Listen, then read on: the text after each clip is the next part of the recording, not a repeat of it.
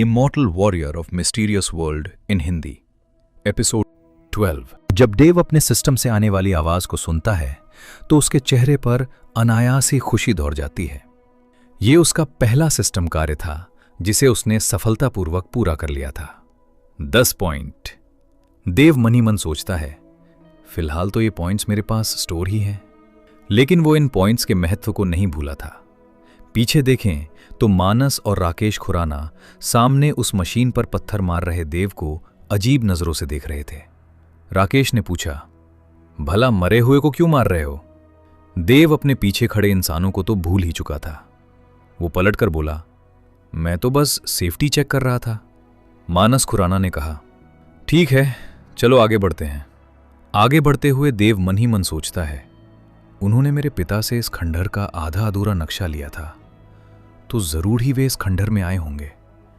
मुझे बस उनसे मिलने की देर है।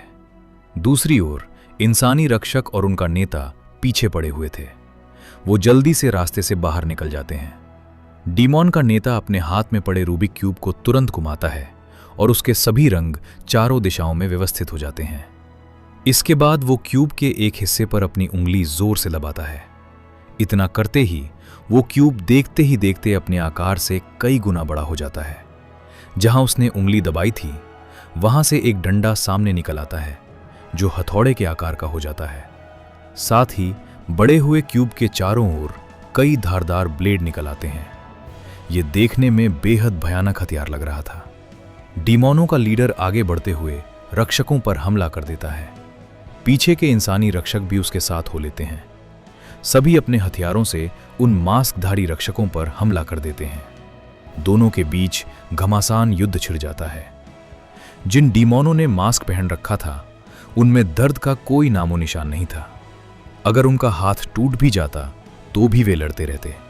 डीमॉनों का लीडर जब एक इंसानी रक्षक को मारता तो मास्क वाले डीमॉन के मास्क से एक क्षेत्रीय बल निकलता और वो उस इंसान को अपने अंदर समाहित कर लेता। इससे मास्क वाला डीमॉन और भी खतरनाक होने लगता। शुरुआत में तो मास्क वाला डीमॉन लीडर के सामने जरा भी नहीं टिक पा रहा था, लेकिन जैसे जैसे युद्ध आगे बढ़ा और लोग मरने लगे वो ताकतवर होने लगा। जब मास्क वाला डीमॉन अकेला बच गया तो उसने पास पड़े 5 और डीमॉनों को अपने अंदर समाहित कर लिया। इस लड़ाई में लीडर के भी 7 लोग मारे गए थे। उन सबको खाकर मास्क डीमॉन एक अलग ही प्राणी में इवॉल्व हो गया। उसके 4 कंधों में 4 हाथ हो गए और 2 पैर। उसकी उंगलियों से हड्डियां बाहर की ओर निकल रही थीं, जो बेहद नुकीली थीं। उसके शरीर से लाल रंग का धुआं निकलकर चारों ओर फैल रहा था। इस धुएं के संपर्क में आने पर लोग अपना मानसिक संतुलन खो रहे थे। डीमॉनों का नेता बोला, क्या ये यहां उस चीज की रक्षा कर रहा है? नेता ने अपने हाथ में लिए उस हथियार को पूरी ताकत से राक्षस पर मारा। राक्षस ने अपने तेज नाखूनों से उसे रोक लिया, लेकिन नेता ने अपना हथियार वहीं छोड़कर बेहद तेज गति से राक्षस के पीछे पहुंच गया। राक्षस के घूमने और प्रतिक्रिया करने से पहले ही नेता ने अपनी पीठ पर टंगी तलवार निकालकर राक्षस को 2 टुकड़ों में काट डाला। शायद नेता इतना कमजोर नहीं था कि ये मास्क डीमॉन उसका सामना कर पाता। पीछे खड़े इंसानी रक्षक जो नेता से स्तर में नीचे थे उसके पास आकर बोले, बस, क्या आप ठीक हैं? राक्षस नेता ने उन्हें इग्नोर करते हुए सीधे राक्षस के पास जाकर अपना हथियार वापस कब में बदला और हाथ में ले लिया। नेता जब आगे बढ़ रहा था तो उन दोनों में से एक, जिसके हाथ और पैर लोहे के थे, बोला, बस, ये अभी भी जिंदा है। राक्षस नेता बिना पीछे मुड़े बोला, उसे छोड़ दो, वैसे भी वो कुछ ही देर में मरने वाला है। इधर मानस, देव, राकेश खुराना और देव अब उस जगह पर पहुंच जाते हैं जहां लाल खून का तालाब और झरना था। देव जैसे ही उस तालाब को देखता है, सिस्टम की आवाज आती है, एक दुर्लभ खजाना, इवोल्यूशन पूल। यह पूल आपको डीमॉन बॉडी आर्ट कल्टीवेट करने में मदद कर सकता है। मानस, देव, खुराना भी इस पूल को देखता है, लेकिन वो इससे भी महत्वपूर्ण चीज के बारे में जानता था। वो एक पल रुकता है, फिर आगे बढ़ने लगता है जिधर वे राक्षस गए। देव अपनी जेब चेक करता है और देखकर हैरान रह जाता है। वो कोई स्टोर करने वाला सामान, बोतल या कुछ और नहीं लाया था। तो फिर वो उस रक्त पूल को अपने पास कैसे ले जाए? देव मानस खुराना को देखता है जो आगे जा रहा था। देव आवाज देकर कहता है, आप लोग उधर जा सकते हैं, मैं थोड़ी देर में आ जाता हूं। वो अपने आसपास देखता है। पहले से मरे हुए इंसान दिखते हैं जो अब कंकाल में बदल चुके थे। देव जल्दी जल्दी सोचता है, आखिर वो क्या करे?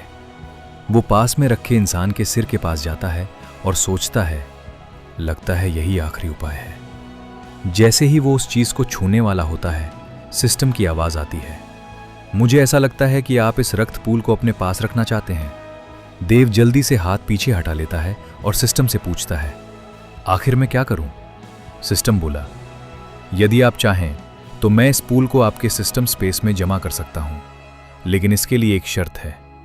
आप इस चीज को तब तक बाहर नहीं निकाल सकते जब तक आप उसके फंक्शन को अनलॉक नहीं कर लेते।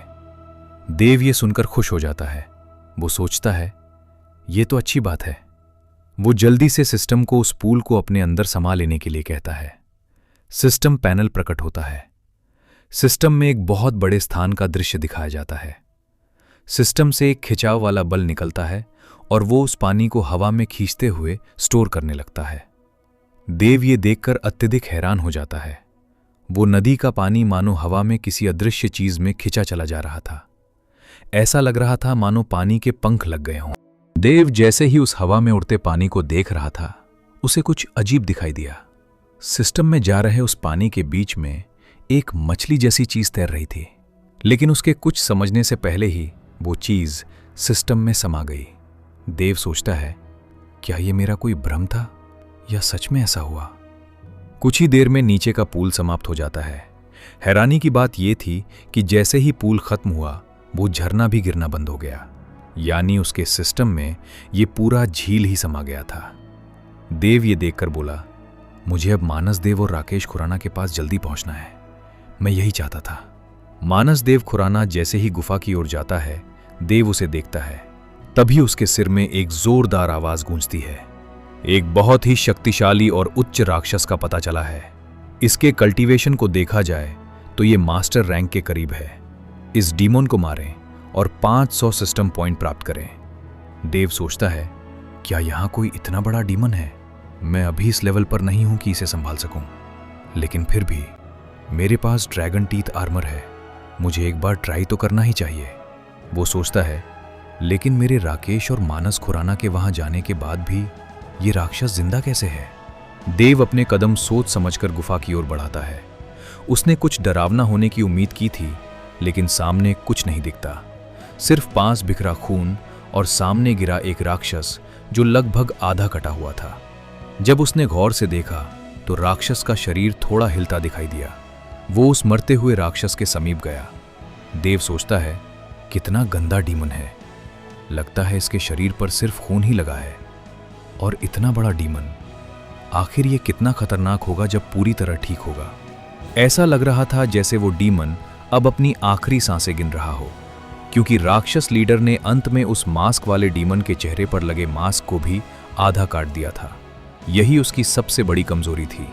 जब तक एक भी मास्क बचा रहता, वो डीमन जिंदा रहता, लेकिन उसका आखिरी मास्क भी अब नष्ट हो चुका था। देव ने पास से एक पत्थर उठाया और डीमन के सिर पर मारा, लेकिन उसका शरीर तक नहीं हिला। देव समझ गया, ये डीमन ऐसे नहीं मरेगा। वो पास में कोई हथियार ढूंढने लगा। तभी वो अपनी किस्मत पर पछताने लगा, आखिर मैं बिना किसी हथियार के यहां क्यों आ गया?